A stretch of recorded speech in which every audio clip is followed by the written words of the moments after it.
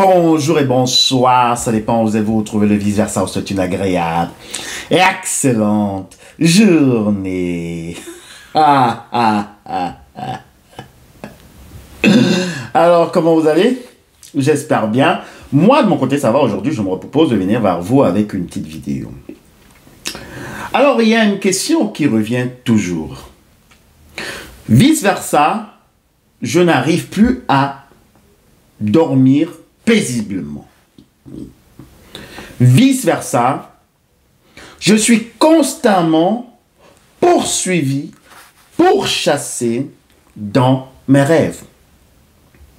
J'ai trouble du sommeil. Pourquoi? Parce que j'ai toujours des cauchemars. Je fais des cauchemars. Mais vice-versa, c'est pas ça vraiment le problème. Ce qui m'inquiète, c'est que quand je fais ces cauchemars, je suis poursuivi par une bande de personnes et j'ai mon corps qui est complètement pétrifié. J'arrive pas vraiment à avancer. Et quand je me retourne vice-versa, qui je suis en train de voir? Je vois ma maman perverse, narcissique, qui est entourée de plusieurs personnes avec des gourdins qui me poursuivent pour me taper dessus. Et vice-versa, quand ils sont déjà tout proches, alors je me réveille subitement et après je ferme plus l'œil de la nuit. Vice-versa, je suis vraiment très troublé. Je suis troublé parce que toutes ces dernières années, je suis toujours en train de rêver de ma grande sœur perverse, narcissique. J'ai toujours des cauchemars, j'ai des frissons. Et pendant la nuit, je commence à avoir des sueurs froides. Parce que parfois, j'ai l'impression où je vis que ma grande sœur, la perverse narcissique, est en train de me pourchasser avec des gens qui viennent et me ligotent. Et ils me prennent, ils m'enchaînent et ils me jettent dans un ravin. Et dans ce ravin, il y a un nid de vipères. Il y a des serpents dangereux qui m'attendent avec leurs crocs. Et vice-versa. Quand ils me jettent à l'intérieur, juste avant que je touche le fond, alors je me réveille, je sursaute. Et après, j'arrive plus à dormir. Vice-versa, je suis troublé. Je suis très troublé. Parce que je suis toujours en train d'identifier mes agresseurs. Et il y a toujours un membre de ma famille. Mon papa est toujours parmi mes assaillants. Ma grande sœur perverse, narcissique, qui m'a rendu la vie dure depuis l'enfance, est toujours là. Et après, vice-versa, ce qui est encore bizarre, le lendemain, elle m'appelle et elle me dit, elle me pose la question si je vais bien. Après 4 semaines, 2 mois d'absence, pas de contact, et quand je fais ce cauchemar, le lendemain, elle m'appelle. Vice-versa, je ne comprends pas ce genre de signe. Je ne comprends pas cette situation. Je ne comprends pas ce qui se passe. Je suis troublé. J'ai peur d'aller lui rendre visite. J'ai peur d'aller chez ma maman parce que j'ai toujours ce visage. Ce visage qui se transforme dans ces cauchemars. Parce que quand je vois justement la représentation du visage de ma maman dans les rêves, c'est un visage de zombie. Un visage qui n'a pas de forme, filiforme, très laideux, hideux. Vraiment, j'ai peur de cette femme. J'ai peur, je pense que je suis possédé par l'esprit de mes frères et sœurs pervers narcissiques, de ma maman pervers narcissique, de mon papa zombie, vice-versa. Je ne sais pas quoi faire. C'est difficile, je sais. Mais là, je vais te donner quelques pistes. Tu sais, nous avons 3 parties. Nous avons le corps, nous avons l'âme et nous avons l'esprit. Alors, ce que les parents pervers narcissiques arrivent à faire, c'est de s'infiltrer dans les trois parties de cet être. De dominer ton mental, de dominer justement tes émotions, on va parler d'emprise émotionnelle et consorts, et également d'empêcher ta croissance même intellectuelle. Donc, le parent pervers narcissique ne va pas seulement t'influencer ou bien te faire un chantage affectif, mais va aussi posséder et envoûter ton âme.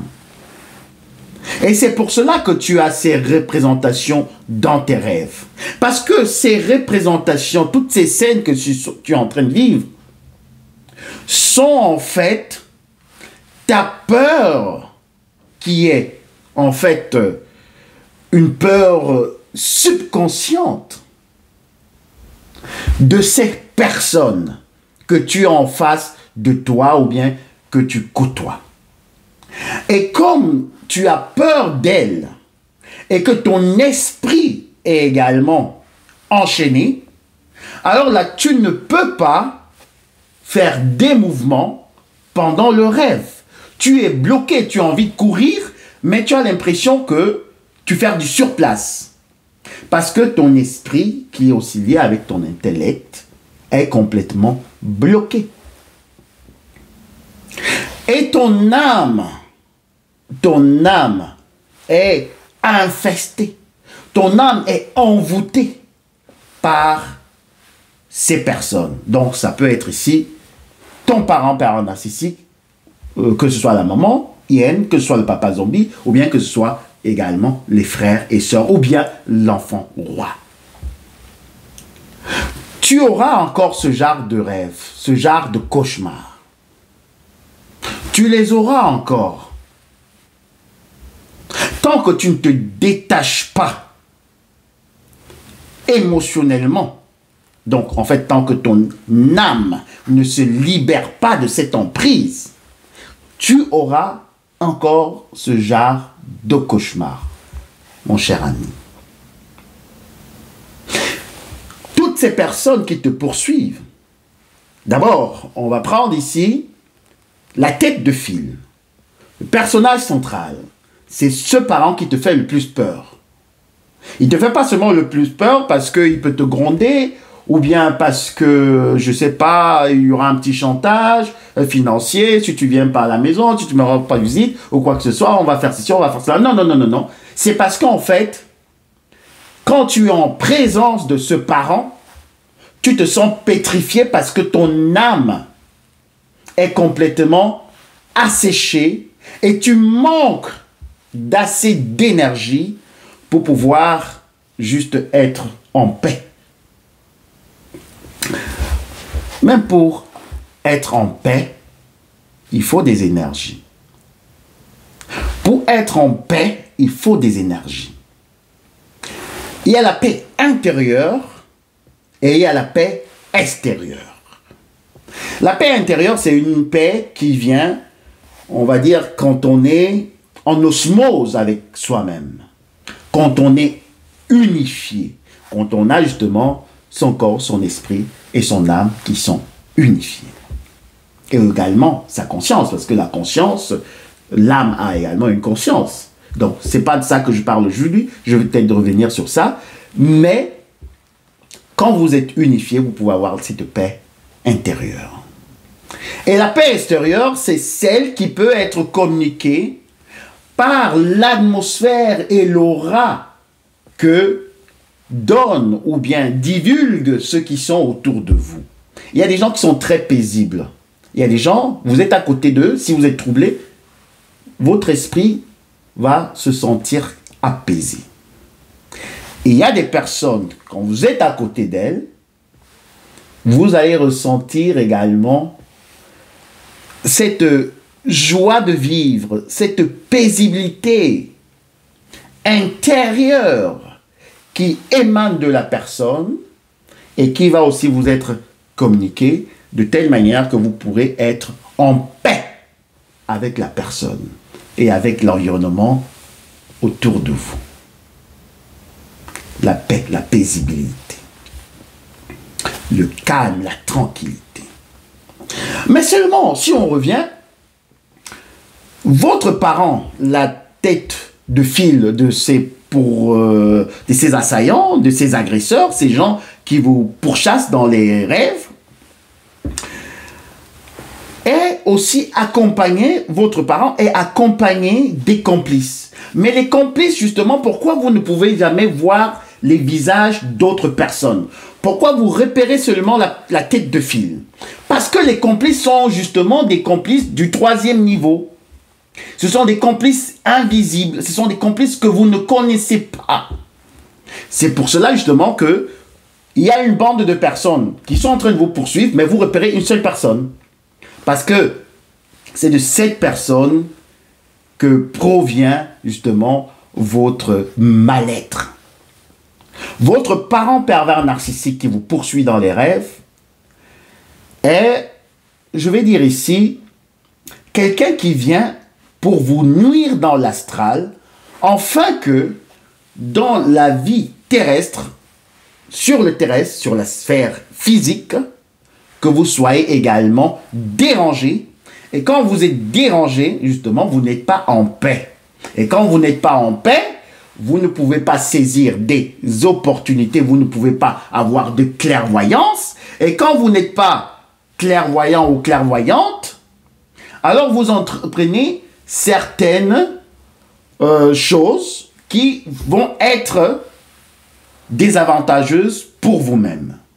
Mais en plus de cela, vous n'arrivez pas à discerner ceux qui sont autour de vous parce que vous êtes troublé intérieurement. Et c'est là, justement, l'objectif du parent pervers narcissique, de vous pourchasser dans l'astral, afin que dans l'état physique, que vous soyez également dans le trouble. Et quand vous êtes dans le trouble, cela affecte directement votre corps physique et vous commencez justement à avoir soit des maux d'estomac, soit des migraines, soit des maux de tête, soit des ulcères d'estomac, soit peut-être une anorexie, soit peut-être l'obésité ou quoi que ce soit.